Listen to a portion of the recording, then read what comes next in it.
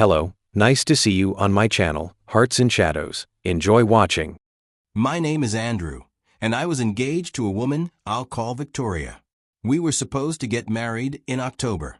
The venue was booked, the invitations were ordered, and she had moved into my apartment months before this all went down.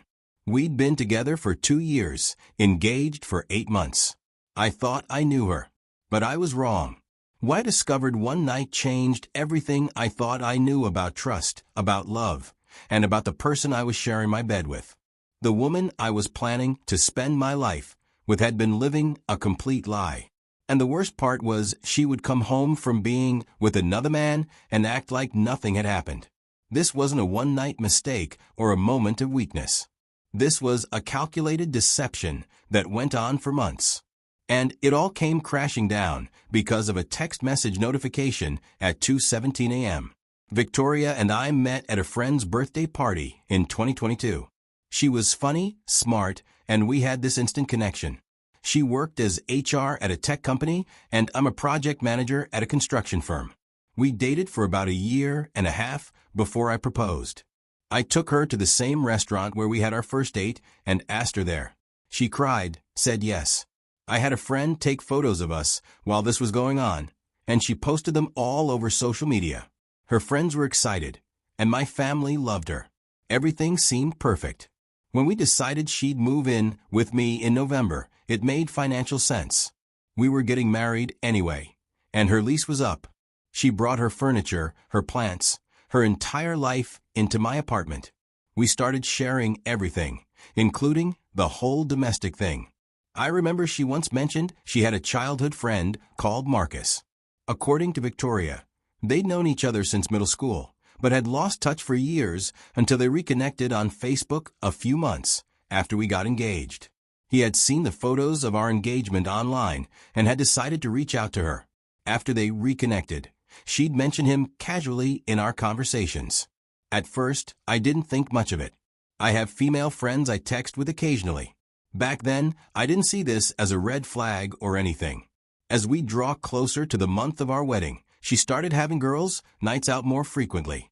She claimed she wanted to spend time with her single friends before she became officially married.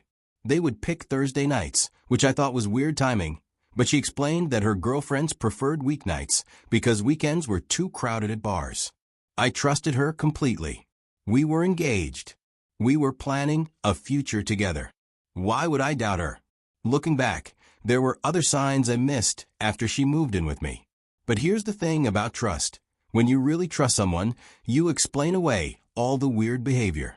You give them the benefit of the doubt. You tell yourself you're being paranoid or controlling if you question them.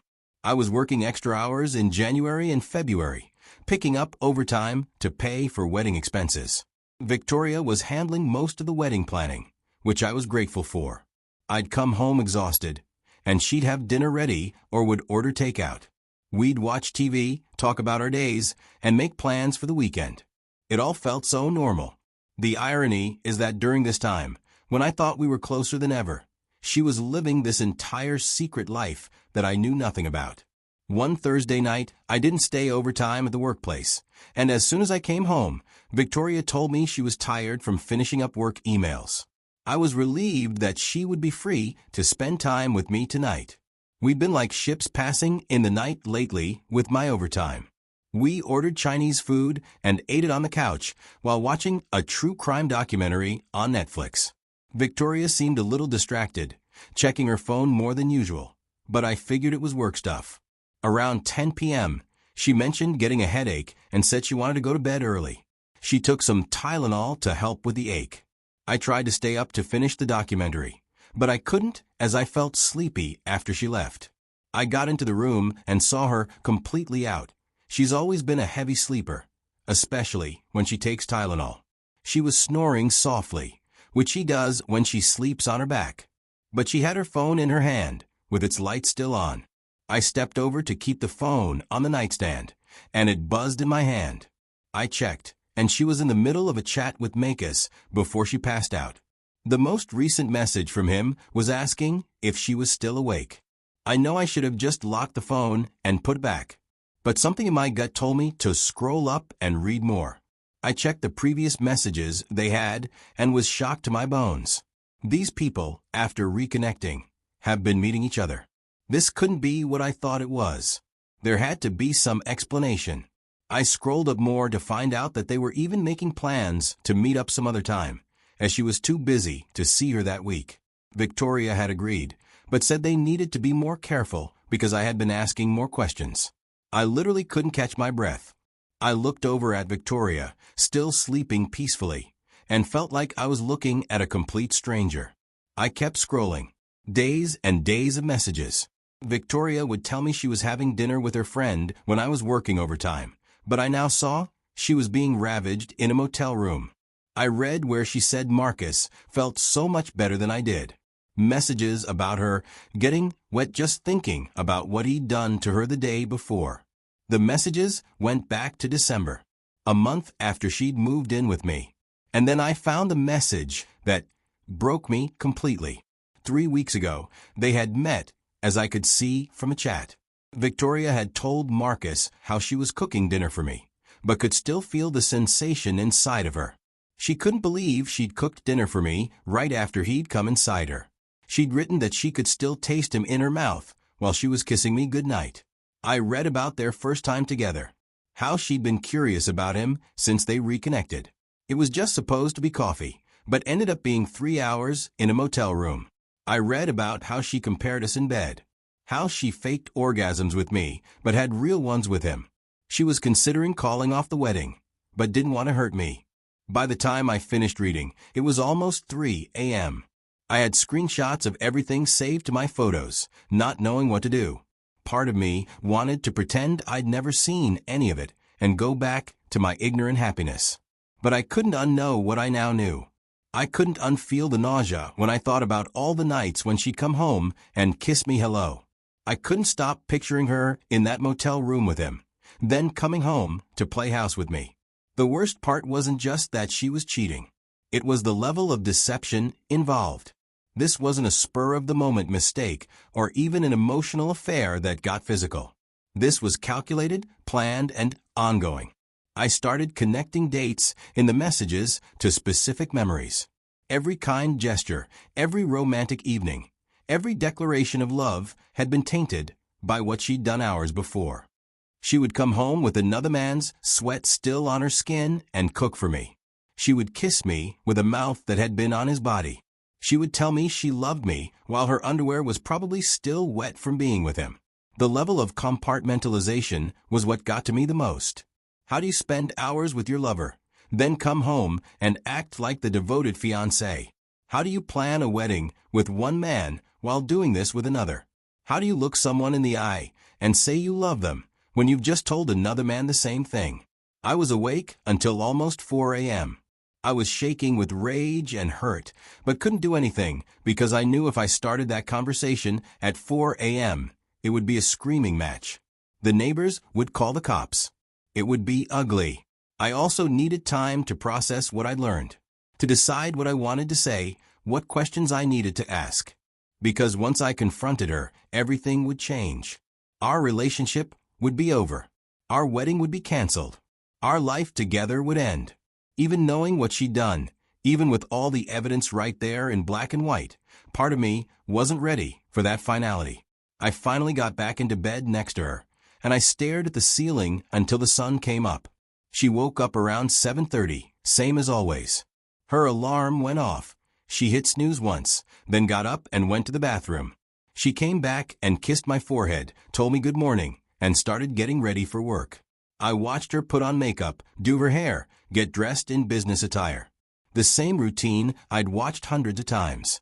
Except now I knew that she'd leave work early to meet her lover. She'd probably touch up her makeup in the car afterward, make sure she looked presentable before coming home to me. She asked if I was okay, noticing I was just lying in bed watching her. She mentioned that I looked tired.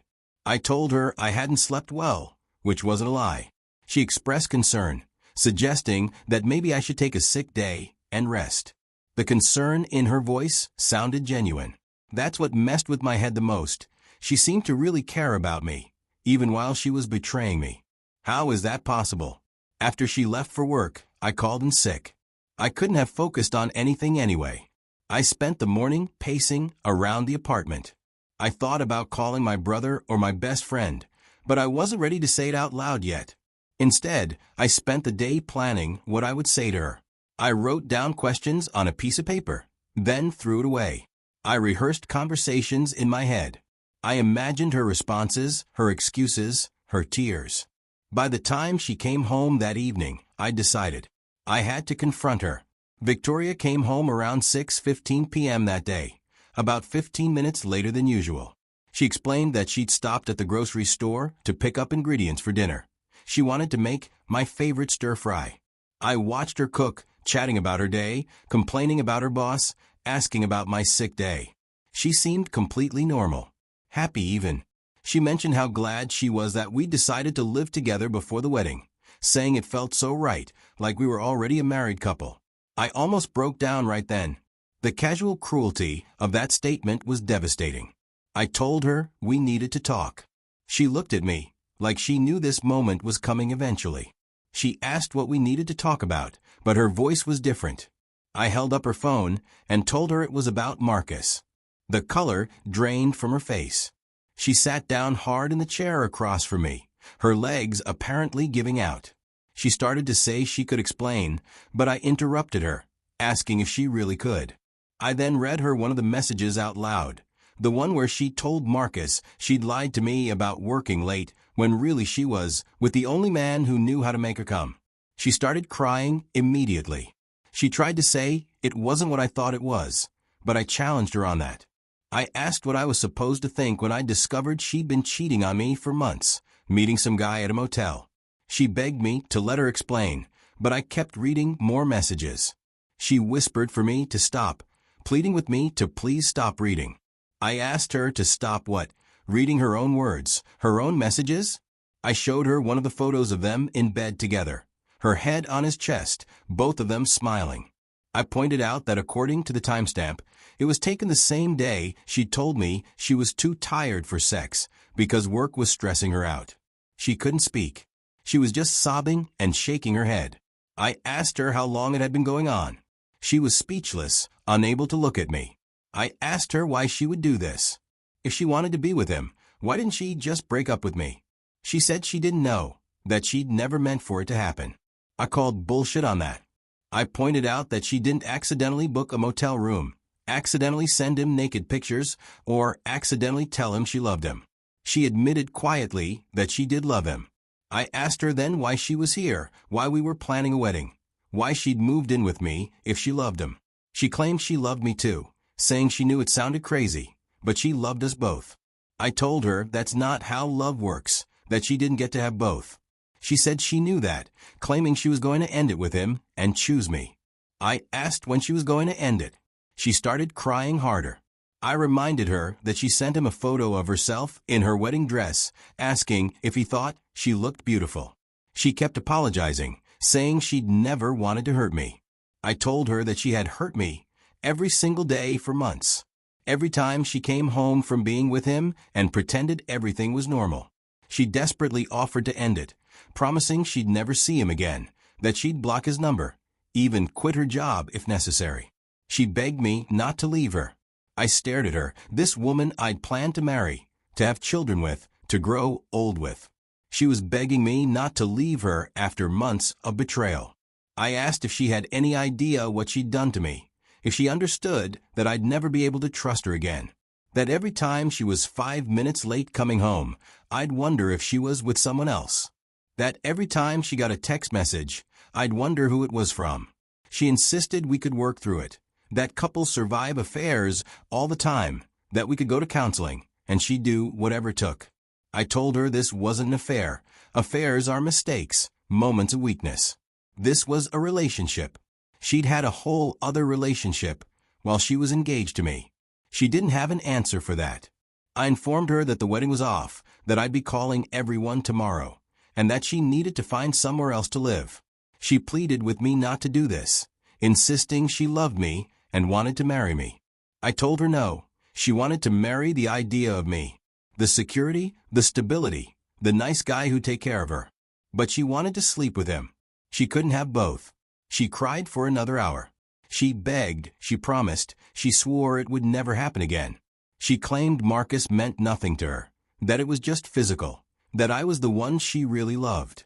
But I'd read the messages. I'd seen the photos. I knew better. The next week was the worst week of my life. I had to make a dozen phone calls to cancel wedding vendors. I had to tell my parents, my brother, my friends. Victoria moved out the following Saturday. She'd been staying with her sister since our confrontation, but she came back to get her things. I wasn't there. I couldn't handle seeing her pack up the life we'd built together. She left the engagement ring on the kitchen counter with a note saying she was sorry, that she knew it didn't mean much now, but she was. She wrote that I deserved better. She was right. I did deserve better. The financial hit was significant.